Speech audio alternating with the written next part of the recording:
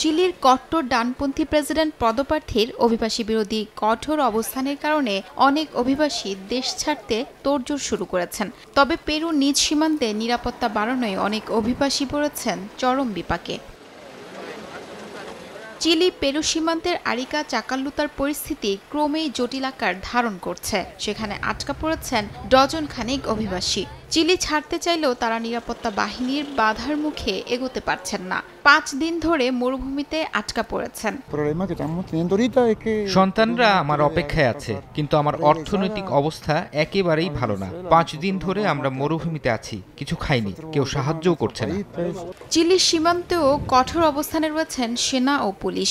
Areca পরিনাকোটার parliament সদস্য জানান, প্রতিটি দেশকে নিজের সার্বভৌমত্ব রক্ষা করার জন্য প্রয়োজনীয় পদক্ষেপ নিতে হবে। তার দাবি, চিলির সামরিক উপস্থিতি অভিবাসীদের প্রবাহ নিয়ন্ত্রণে সহায়তা করবে। তবে সীমান্তের কঠোরতা অভিবাসীদের জন্য মানবিক সংকট তৈরি করছে বলে মনে করছে বিভিন্ন মানবাধিকার সংগঠন। আটকে পড়া অভিবাসীদের বিষয়ে দ্রুত সিদ্ধান্ত নিতে আহ্বান তাদের। শিউলি রোজা, সময় সংবাদ।